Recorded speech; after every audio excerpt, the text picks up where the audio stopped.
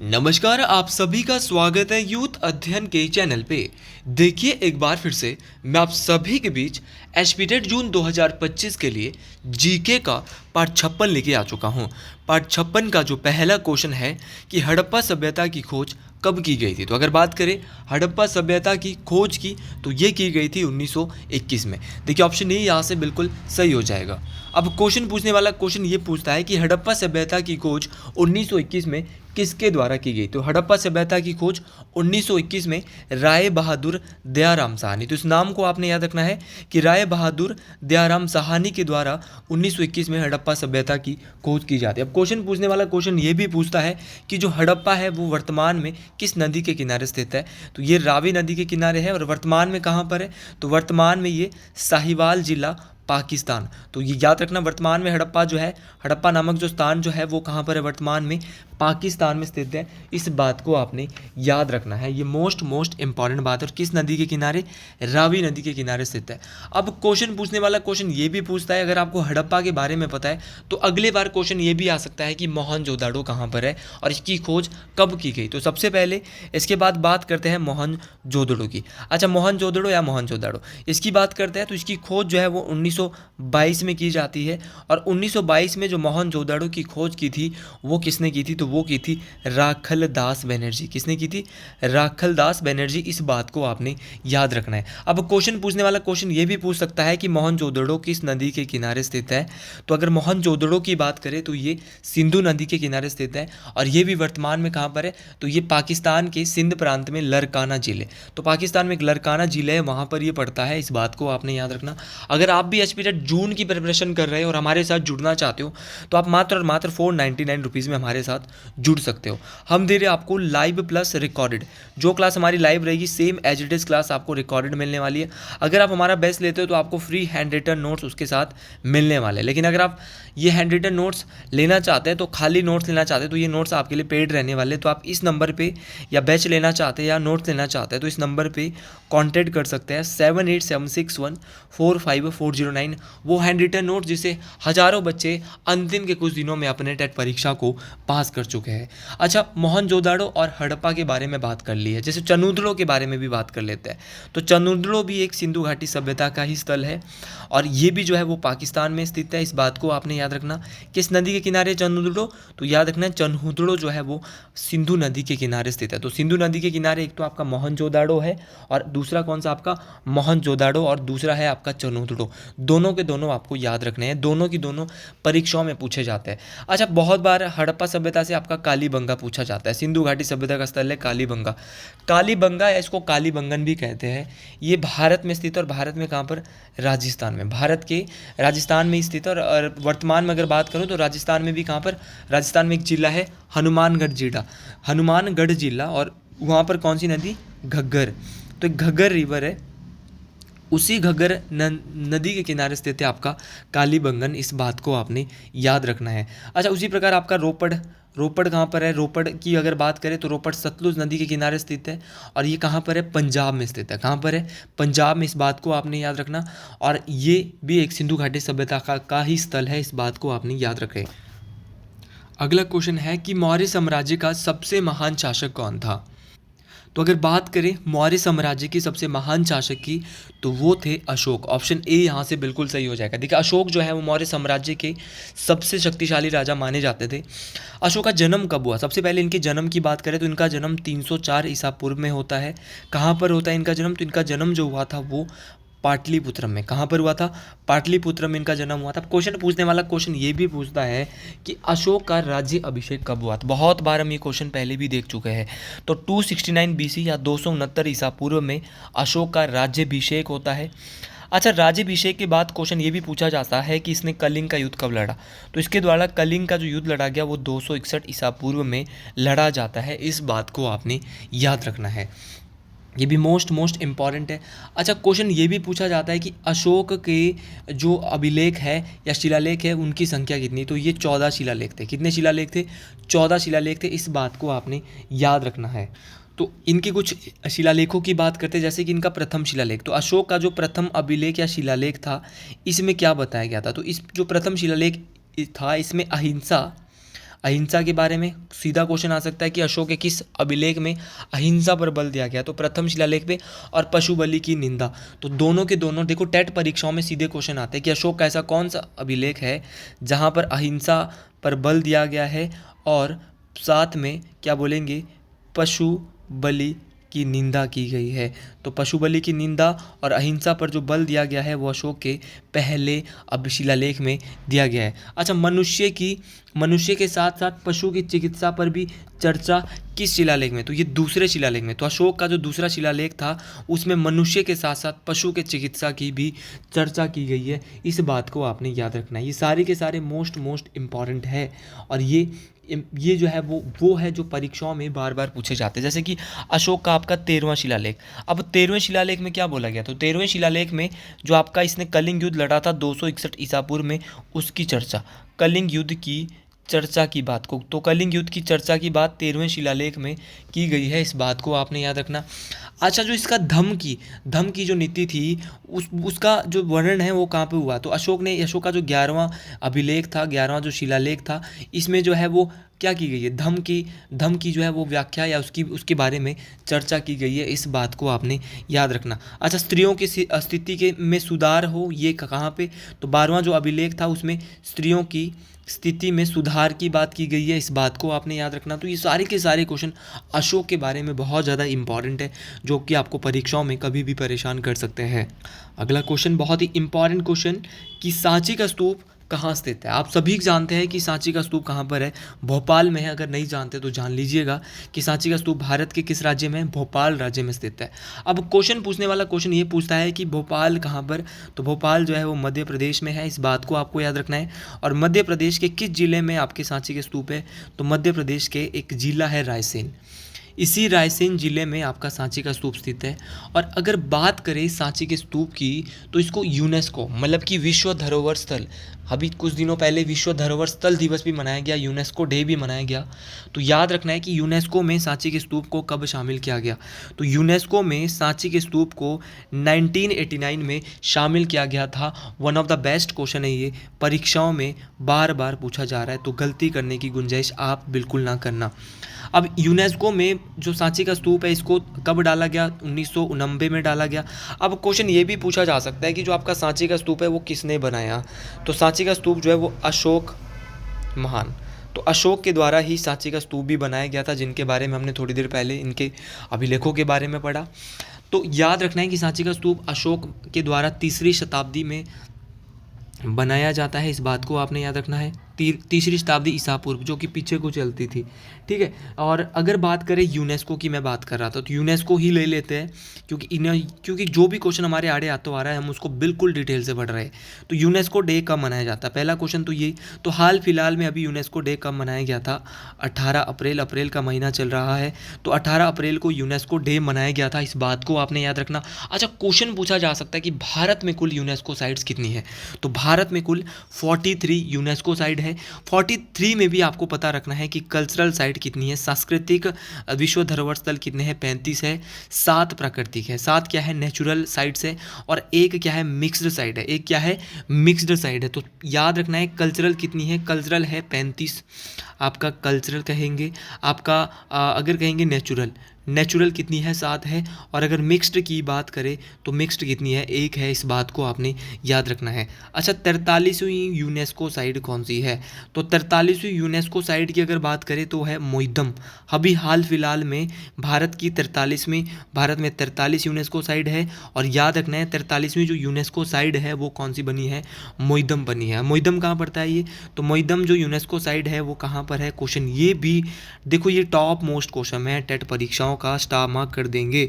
तो मोइदम जो है वो असम की यूनेस्को साइट है, इस बात को आपने याद रखना। और ये किस राजवंश से संबंधित है, तो भारत में एक राजवंश था अहोम राजवंश, तो ये अहोम राजवंश से संबंधित था मोइदम, इस बात को आपने याद रखना है, परीक्षाओं में काम आने वाली है। अच्छा, पहली यूनेस्को साइट, सबसे पहले जब यूनेस्को साइट को शामिल किया गया तो 1983 में सबसे पहले किया गया था अजंता और एलोरा की गुफा को। अच्छा, आप बोलेंगे अजंता और एलोरा की गुफा आपने पहले भी पढ़ाई है, ये कहाँ पर है, तो अजंता और एलोरा की गुफा जैसा कि आप सभी जानते हैं, मैं पहले भी बता चुका हूँ, महाराष्ट्र ज़िले में। आज के लिए इतना ही इसके बारे में जानेंगे, क्योंकि इसको 1983 में यूनेस्को में सबसे पहले डाला था। इसके साथ साथ आगरा का किला, आगरा का किला और ताजमहल। आगरा का जो किला है और आगरे के किले के साथ किसको डाला गया था? ताजमहल को डाला गया। तो दोनों बातें याद रखनी है कि आगरा का किला और ताजमहल को कब यूनेस्को साइट में शामिल किया गया था। टोटल 43 हैं, 43वीं कौन सी बनी है? पोषण परीक्षा में कोई सा भी पूछा जा सकता है। अगले क्वेश्चन की ओर। अगला क्वेश्चन बोल रहा है कि भगवान महावीर स्वामी का जन्म कब हुआ था। देखिए, महावीर स्वामी के जन्म की बात की जा रही है, तो इनका जन्म हुआ था 599 ईसा पूर्व में। देखिए, इनका जन्म 599 ईसा पूर्व में हुआ था। कहीं कहीं पे इनके जन्म जो है वो 540 ईसा पूर्व में भी बताया गया है। तो दोनों ही किताबों में दिए हैं, लेकिन अगर अब पेपर में भैया 599 था तो हम 599 ही मानेंगे, 540 यहाँ पे नहीं दिया हुआ था। अच्छा, महावीर स्वामी का जन्म कहाँ हुआ था? तो इनका जन्म जो है वो कुंडग्राम, वैशाली। अच्छा, कौन थे महावीर स्वामी? आपको ये भी पता होना चाहिए। तो अगर महावीर स्वामी की बात करें तो ये जैन धर्म के वास्तविक संस्थापक कौन थे? जैन धर्म के वास्तविक संस्थापक। सीधा क्वेश्चन आता है कि जैन धर्म के वास्तविक संस्थापक कौन है, तो वो थे आपके महावीर स्वामी। क्वेश्चन पूछने वाला क्वेश्चन ये भी पूछता है कि भैया जो जैन धर्म के वास्तविक संस्थापक है वो महावीर स्वामी है। आप ये बताइए कि जैन धर्म के 24वें तीर्थंकर कौन है? तो अगर जैन धर्म के 24वें तीर्थंकर की बात करें तो वो कौन है? वो भी महावीर स्वामी है। इनके बारे में ही आज बात करेंगे। इनके पिता का नाम क्या था? तो इनके जो पिता का नाम था वो क्या था? तो महावीर स्वामी के पिता का नाम था सिद्धार्थ। इस बात को आपने याद रखना है। इनकी माता का नाम बहुत बार टेट परीक्षाओं में पूछा गया। देखो, रैंडम क्वेश्चन टेट में आता है। त्रिशला इनकी माता का नाम था। इनकी पत्नी का जो नाम था वो था यशोधरा। यशोधरा इनकी पत्नी का नाम था। और अगर बात करें इनकी पुत्री महावीर स्वामी की, जो पुत्री थी इसका नाम था प्रियदर्शनी। तो इनकी पुत्री का नाम प्रियदर्शनी था, पत्नी का नाम यशोधरा था, और इनका जो दामाद था, जो कि इनका पहला शिष्य भी था, उसका नाम था जमाली। क्या नाम था? जमाली। अच्छा, महावीर स्वामी के बारे में कुछ एक आध बात और जानते हैं। इनका जो मूल नाम था, इनका जो बचपन का नाम था वो था वर्धमान। क्या नाम था? वर्धमान इनके क्या था? बचपन का नाम था। अच्छा, क्वेश्चन और क्या पूछे जाता है? और पूछे जाते हैं कि भैया इन्होंने जो है वो जब ज्ञान की प्राप्ति की तो ये कहाँ पर, किस नदी के किनारे? तो याद रखना वो नदी थी रिजुपालिका। सीधा सीधा क्वेश्चन पूछा जाता है। तो रिजुपालिका नदी के किनारे जो है साल का वृक्ष, साल का या बट का वृक्ष के नीचे इनको क्या हुई थी?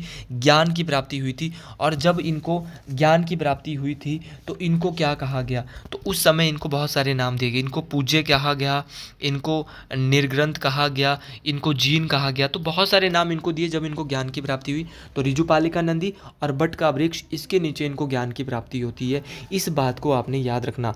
और ये सारी की सारी बातें मोस्ट इंपॉर्टेंट है। ये सारी बातें परीक्षाओं में पूछी जाने वाली बातें हैं। और इनके द्वारा महावीर स्वामी ने भी त्रिरत्न दिए। कितने रत्न दिए इन्होंने? त्रिरत्न। इनके त्रिरत्न में जो आता है तो सम्यक दर्शन, सम्यक ज्ञान, सम्यक आचरण। याद रखना होगा तो ये रख लेना, इंपॉर्टेंट है। नहीं रखना होगा तो भैया छोड़ देना। अब कुछ बच्चे बोलते हैं कि सर बहुत सारे क्वेश्चन हो जाते हैं। यार, ये वीडियो किस लिए बनाई जा रही है? आपके फ़ायदे के लिए। एक क्वेश्चन के साथ बहुत सारे क्वेश्चन जब कवर होते हैं ना तो मज़ा आता है फिर। तो ये चीज़ मेरा एक ही मकसद है कि आप ज़्यादा से ज़्यादा चीज़ों को याद कर सको। ज़्यादा से ज़्यादा चीज़ें अगर याद करोगे तो चीज़ें आपके माइंड में बहुत अच्छे से बैठे। अगली बात बोली जा रही है कि संसार दुखों का घर है, ये शब्द किसने कहे? देखो, ये शब्द तो भैया मेरे पहले ही जुबान में आ रहे हैं, महात्मा बुद्ध के द्वारा कहे गए थे। क्योंकि अगर बात करें महात्मा बुद्ध की तो इनके द्वारा 4 सत्य कथन। देखो, हम तो क्वेश्चन का भैया निचोड़ निकाल देते हैं, क्योंकि अगर निचोड़ निकालेंगे तो बात नहीं बनेगी। तो 4 सत्य कथन का इन्होंने सबसे पहले कहा कि संसार दुखों से भरा है। संसार क्या है? दुखों से भरा है। और दूसरी बात इन्होंने क्या कही कि हर दुख का कोई ना कोई कारण है। पहली बात तो बोली कि संसार दुखों से भरा है। अब दुखों से क्यों भरा है? क्योंकि दुखों का कोई ना कोई रीजन तो है ही है। और अब जो सभी दुख है, दुखों का कारण है, और इन सभी दुखों का जो रीजन है, कारण है, वो क्या है? मनुष्य की इच्छा है। लेकिन चौथा जो इन्होंने बोला था, इस इच्छा पर भी नियंत्रण पाया जा सकता है। तो 4 बातें इन्होंने कही। पहली बात कही संसार दुखों से भरा है। दूसरी बोली हर दुख का कोई ना कोई कारण है। इस बार क्वेश्चन आया है संसार दुखों का घर है, तो अगली बार बात ये भी आ सकती है कि हर दुख का कोई ना कोई कारण। ये बात किसने कही है? सभी दुखों का सबसे बड़ा कारण इच्छा है, और इस इच्छा पर भी नियंत्रण पाया जा सकता है। ये सारी की सारी बातें जो है वो महात्मा बुद्ध के द्वारा कही गई थी। अच्छा, बौद्ध धर्म के 3 रत्न भी है, त्रिरत्न भी है बौद्ध धर्म के। देखो, महावीर स्वामी के बारे में बता दिया तो आप यहाँ पे हड़बड़ा जाएंगे, इसलिए मैं यहाँ पर महात्मा बुद्ध के बारे में ज़्यादा नहीं बताऊँगा। तो देखिए, अगर बात करें महात्मा बुद्ध की, ये बौद्ध धर्म के संस्थापक थे। इनके द्वारा 3 रत्न जो कहे थे वो थे बुद्ध, संघ और धम्म। तो बुद्ध, संघ और धम्म 3 रत्न कहे हैं बुद्ध धर्म ने, इस महात्मा बुद्ध ने। तो बुद्ध धर्म के कितने रत्न हैं? 3 रत्न है, बुद्ध, संघ और धम्म। और सम्यक दर्शन, सम्यक ज्ञान और सम्यक आचरण, ये आपके किस धर्म के हैं? तो याद रखना, ये किस धर्म के हैं? ये है आपके जैन धर्म के त्रिरत्न। ये सारी की सारी बातें मोस्ट इंपॉर्टेंट है। देखो, हर एक बात परीक्षाओं में पूछी जाती है। जैसे कि आपका जो महावीर स्वामी, उनको ऋजुपालिका नदी के किनारे ज्ञान क्या जो क्या हुआ था, उनको वट का वृक्ष और ऋजुपालिका नदी के किनारे ज्ञान की प्राप्ति हुई थी। उसी प्रकार जो महात्मा बुद्ध थे, उनको ज्ञान की प्राप्ति कहाँ पर हुई थी? तो उनको हुई थी आपके किसके? पीपल के बोधि वृक्ष के नीचे। पीपल का बोधि वृक्ष, और नदी कौन सी थी? निरंजना। तो ये सारी बातें पूछी जाती है। तो महात्मा बुद्ध को पीपल का वृक्ष और निरंजना नदी के किनारे ज्ञान की प्राप्ति होती है। और कितनी वर्ष की उम्र थी जब ज्ञान की प्राप्ति हुई? 35 वर्ष की उम्र थी। तो ये उसके बाद ये क्या कहलाए? उसके बाद ये कहलाए बुद्ध। ज्ञान की प्राप्ति के बाद ये क्या कहलाए थे? बुद्ध। और महात्मा बुद्ध के द्वारा जो अपना पहला उपदेश दिया गया था, देखो अगर महात्मा बुद्ध की बात करें तो इनके द्वारा जो पहला उपदेश अपना दिया गया था वो सारनाथ, कहाँ पे दिया गया था? सारनाथ में दिया गया था। इस बात को आपने याद रखना। और जिसे जो है वो क्या कहते हैं, जब इन्होंने अपना पहला उपदेश दिया तो इसको कहते हैं धर्म चक्र परिवर्तन। क्या कहते हैं? धर्म चक्र परिवर्तन। तो पहला उपदेश महात्मा बुद्ध ने सारनाथ में दिया, जिसे धर्म चक्र परिवर्तन कहा जाता है। और पहला उपदेश जो दिया गया था ना यार, वो पाली भाषा में, किस भाषा में? पाली भाषा में दिया गया था। इस बात को आपने याद रखना। और बुद्ध ने अपने जो सर्वाधिक उपदेश दिए हैं वो कहाँ पर दिए? ये भी क्वेश्चन एक बार आया है। तो इन्होंने अपने सर्वाधिक उपदेश कौशल देश की राजधानी होती थी श्रावस्ती में दिए थे। इस बात को आपने याद रखना। और इसके बाद इन्होंने 4 सत्य कथन जो कि पूछे भी गए थे। तो इतना ही जानते हैं महात्मा बुद्ध के बारे में, बाकी जानेंगे अगली कुछ और वीडियोज हमारी आएगी, क्योंकि हमारे पास अभी बहुत समय है और समय से पहले ही हमने बहुत कुछ कवर कर लिया। अगर आपने मेरी पिछली वीडियोज़ को अभी तक नहीं देखा है तो उनको ज़रूर वॉच करें। अब करंट अफेयर साइकोलॉजी की वीडियो भी लगातार 6 वीडियोज़ मेरी साइकोलॉजी की आ चुकी है। करंट अफेयर की वीडियोज़ अपकमिंग है, बहुत जल्द अब करंट अफेयर की वीडियो में मैं आपके बीच इंट्रोड्यूस लाने वाला हूँ, जो कि बहुत इंपॉर्टेंट आपके लिए रहने वाली है। अगला क्वेश्चन बहुत बार ये इसके बारे में भी मैं आपको पढ़ा चुका हूँ, इस क्वेश्चन के बारे में भी, कि पहले सिख गुरु कौन थे। अब मुझे ऐसा क्यों लगता है या मैं आपको ऐसा क्यों बताता हूँ, मैं बहुत बार पढ़ा चुका हूँ, क्योंकि मैं एक क्वेश्चन के साथ बहुत सारे क्वेश्चन पढ़ा देता हूँ। इसीलिए मुझे लगता है यार ये इस क्वेश्चन के बारे में भी पढ़ लिया है। क्वेश्चन जैसा मर्जी आए, अगर हमसे रिलेटेड क्वेश्चन हो तो हम उसके बारे में सारा पी लेते हैं, लेकिन तो हम रिवीजन ही करते हैं। जो मेरी पार्ट 1 से पढ़ते आ रहा है ना, उनका ही अब रिवीजन हो रहा है इन वीडियोस को देखते हुए। तो पहले सिख गुरु थे गुरु नानक देव। यही क्या थे? सिख धर्म के प्रवर्तक थे। मैं बहुत बार बोल चुका हूँ, 1469 से 1539 तक इनका क्या था? टाइम पीरियड था। इस बात को आपने याद रखना। गुरु नानक देव प्रवर्तक थे किसके? सिख धर्म के। ठीक है, इस बात को आपने याद रखना। और इनका जन्म जो है वो ननकाना साहिब पाकिस्तान में, जो कि तलवंडी ननकाना साहिब पाकिस्तान में पड़ता है। इस बात को आपने याद रखना है, मोस्ट इंपॉर्टेंट है। और इनके द्वारा ही जो लंगर प्रथा है उसकी शुरुआत की गई थी। लंगर प्रथा की क्या की गई? शुरुआत की गई। अच्छा, इसके बाद आते हैं दूसरे सिख गुरु। इनके बारे में भी थोड़ा बहुत देख लेते हैं। तो गुरु अंगद देव जी। तो गुरु अंगद देव जी जो है वो क्या है? सिख धर्म के दूसरे गुरु है। इनके द्वारा जो गुरु नानक देव जी ने जो है वो लंगर प्रथा चलाई थी, उसको स्थायी किया गया। तो लंगर प्रथा को स्थायी करने का काम किया था गुरु अंगद देव। अच्छा, पंजाबी भाषा की जो लिपि है तो वो कौन सी है? तो पंजाबी भाषा की लिपि है गुरुमुखी लिपि। तो गुरुमुखी लिपि को का जो आविष्कार है वो भी गुरु अंगद देव, जो कि सिख धर्म के दूसरे गुरु है। इस बात को आपने याद रखना है। अच्छा, ऑप्शन वाले पढ़ लेते हैं, ऑप्शन वाले ही पढ़ते हैं। अगर ज़्यादा पढ़ेंगे तो फिर आप बोलेंगे कि गुरुजी ऊपर नीचे हो रहा है। अच्छा, गुरु अर्जन देव। अच्छा, गुरु अर्जन देव की बात करें तो ये सिख धर्म के कौन से गुरु थे? तो गुरु अर्जन देव सिख धर्म के 5वें गुरु थे। इनके द्वारा जो गोल्डन टेम्पल है अमृतसर में, उसका निर्माण करवाया गया था। मोस्ट इंपॉर्टेंट है। सिख धर्म के 5वें गुरु गोल्डन टेम्पल, जिसको आप हरमिंदर साहिब के नाम से भी जानते हैं, गोल्डन टेम्पल का निर्माण करवाया। और मुगलों के हाथों शहीद होने वाले पहले सिख गुरु, तो मुगलों के हाथों शहीद होने वाले पहले सिख गुरु थे गुरु अर्जुन देव। अच्छा, गुरु तेग बहादुर के बारे में क्या जानते हैं? तो गुरु तेग बहादुर जी की बात करता हूँ, ये सिखों के 9वें गुरु थे और गुरु गोविंद सिंह जी के पिता भी थे, इस बात को आपने याद रखना है। इसके बाद जो है वो क्या हुआ था, इनके बाद आए थे गुरु गोविंद सिंह। यहाँ से बहुत सारे क्वेश्चन बनते हैं। गुरु गोविंद सिंह जी की बात करता हूँ तो ये सिखों के 10वें गुरु थे, इस बात को आपने याद रखना है। अब क्वेश्चन यहाँ से क्या पूछा जाता है, क्वेश्चन पूछा जाता है कि ये सिखों के 10वें गुरु थे गुरु गोविंद सिंह, इनके द्वारा क्या किया गया, तो इनके द्वारा खालसा पंथ की स्थापना 1699 में खालसा पंथ की स्थापना की जाती है। और खालसा पंथ की जो स्थापना है इन्होंने बैसाखी के दिन की थी, ये भी मोस्ट इंपॉर्टेंट है। देखो गुरु गोविंद सिंह जी का जन्म भी टेट में 3 बार पूछ लिया गया है। कहाँ पर हुआ था, पटना में हुआ था। कब हुआ था, 1666 के आसपास हुआ था। इस बात को आपने याद रखना है। तो ये सारी की सारी बातें मोस्ट इंपॉर्टेंट है, परीक्षाओं में पूछी जाती है। अगला क्वेश्चन है, तो भारत में मुगल वंश का संस्थापक, लट्टू क्वेश्चन। मैं बोलता हूँ कि टेट परीक्षाओं में कुछ क्वेश्चन बड़े लट्टू आता है, और हमें तो लट्टू तभी लगता है क्योंकि हम हर दिन टेट के लिए वीडियो बनाते हैं और इतनी डिटेल से वीडियो बनाते हैं कि आपको एक एक चीज़ यहाँ पर क्लियर क्रिस्टल हो जाती है। तो यहाँ पे जो भारत में मुगल वंश की जो स्थापना की थी वो कौन थे, बाबर के द्वारा 1526 में। कल ही पढ़ाया है कि इब्राहिम लोदी क्या थे, लोदी वंश के अंतिम सुल्तान थे। इन्होंने युद्ध लड़ा था, पानीपत का पहला युद्ध किसके साथ लड़ा था, बाबर के साथ। और इसके बाद बाबर ने भारत में क्या किया था, मुगल सल्तनत की नींव रखी थी। इसके बाद लगातार इसने युद्ध लड़े। इसने 1527 में युद्ध लड़ा, इसके बाद इसने 1527 में खानवा का युद्ध लड़ा। अच्छा, खानवा का जो युद्ध इसने लड़ा था वो लड़ा था राणा सांगा के साथ, और इसी युद्ध को जीतने के बाद इसने एक उपाधि ली थी, वो थी गाजी की उपाधि। तो किस युद्ध को जीतने के बाद इसने खाजी की उपाधि ली, तो गाजी की उपाधि ली थी इसने किस, खानवा के युद्ध को जीतने के बाद, जो कि 1527 में। इसके लिए मैं एक ट्रिक आपको देना चाहता हूँ। बाबर ने पानी पिया, खाना खाया, चांद पे गया, मतलब कि चंदेरी का युद्ध। खाना से बोलेंगे खानवा, चांद पे गया 27 में, चांद खाना खाया 27 में, 26 में पानी पिया, मतलब पानीपत का पहला युद्ध। खानवा का युद्ध 27 में, 28 में हुआ था चंदेरी का युद्ध, मोस्ट इंपॉर्टेंट है, मेदिनी राय के साथ। और 29 में हुआ था अफगानों के साथ घाघरा का युद्ध, और 30 में घाघरा पहन के बाबर मर गया। तो 1530 में बाबर की मृत्यु बहुत बार पूछी जाती है। भारत में तोपों का सबसे पहले उपयोग किसने किया था, तो तोपों का सबसे पहले उपयोग भारत में बाबर के द्वारा किया गया था। इस बात को आपने याद रखना है।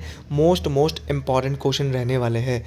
अगला क्वेश्चन है कि अकबर ने तीर्थ यात्रा कर कब समाप्त किया। देखिए, अगर तीर्थ यात्रा कर की बात करते हैं तो इसको अकबर के द्वारा 1563 में समाप्त किया गया। इसके लिए मैं आपको एक ट्रिक देना चाहता हूँ, दातीज। दास से बोलेंगे दास प्रथा का अंत। तो दास प्रथा का अंत अकबर ने कब किया, 1562 में। अच्छा, तीर्थ यात्रा कर की समाप्ति की थी 1563 में, और जजिया कर की जो समाप्ति की थी अकबर के द्वारा वो कब की गई थी, 1564 में। एक एक बात याद रखनी है। 62 में दास प्रथा का अंत किया था, 63 में तीर्थ यात्रा कर को समाप्त किया था, जो क्वेश्चन पूछा भी गया था, और 64 में अकबर के द्वारा क्या किया गया था, ध्यान से सुनना है एक एक बात को। 64 में इसके द्वारा जो किया गया था वो क्या किया, तो 64 में भैया इसने 1564 में अकबर के द्वारा जो है वो क्या किया गया था, इंपॉर्टेंट बात है आपका, दास जो है वो दास प्रथा जो जजिया कर को समाप्त कर दिया गया था। इसके द्वारा ही 1582 में दीन ए इलाही किसकी स्थापना की गई थी, दीन ए इलाही धर्म। तो दीन ए इलाही, सभी धर्मों के लिए समान रूप से व्यवहार, दीन ए इलाही धर्म की स्थापना की जाती है। मोस्ट इंपॉर्टेंट है। अच्छा, ऐसा मुगल बादशाह जो अनपढ़ था, तो अनपढ़ भी कौन था, अकबर। अकबर जो है वो क्या था, अनपढ़ था। इस बात को आपने याद रखना। अकबर के दरबार में ही नवरत्न क्या रहते थे भैया, नवरत्न रहते थे। अब अगर इन नवरत्नों की बात करें तो इसमें अबुल फजल आता था, फैजी आता था, बीरबल आता था, टोडरमल आता था, राजा मानसिंह आता था, अब्दुल रहीम खाना आता था। भाई याद रखने सारे के सारे। फ़कीर हुमाम आता था, और आपका अजवादीन आता था, मुल्ला दो प्याजा आता था, और तानसेन आता था। तो सारे के सारे याद रखने, बीरबल, टोडरमल, राजा मानसेन, अबुल फजल, फैजी, अब्दुल रहीम खाना, फ़कीर अजवादीन, मुल्ला दो प्याजा। तो सारे के सारे ये याद रखने, ये सारे के सारे परीक्षाओं में पूछे जाते हैं। आज का अंतिम क्वेश्चन कि भारत के प्रथम स्वतंत्रता संग्राम कब हुआ था, तो भारत में प्रथम स्वतंत्रता संग्राम 10 मई 1857 को शुरू हो गया था। अच्छा, क्वेश्चन पूछने वाला क्वेश्चन पूछता है कि कहाँ से शुरू हुआ था, तो ये स्वतंत्रता संग्राम जो है वो मेरठ से शुरू होता है, और पहले जो सिपाही थे वो मंगल पांडे थे, जो कि बंगाल की 34वीं बटालियन से संबंधित थे। इस बात को आपने याद रखना है। इन्होंने जो है वो रॉयल इनफील्ड जो कारतूसें थी उनको, उन पे जो है वो गाय की चर्बी लगी थी, उनको छीलने से मना कर दिया था और विद्रोह कर दिया था 10 मई 1857 को। और भैया जो 1857 का जो विद्रोह हुआ था, इसका प्रतीक चिन्ह क्या था? तो इसका प्रतीक चिन्ह था कमल एवं रोटी। क्या था? कमल एवं रोटी। तो कमल एवं रोटी इसका प्रतीक चिन्ह था, इस बात को आपने याद रखना। तो आज के लिए इतना ही। अगर आपको ये वीडियो पसंद आई है तो कमेंट बॉक्स में ज़रूर लिखिएगा हर हर महादेव, जय हिंद, जय हिमाचल प्रदेश।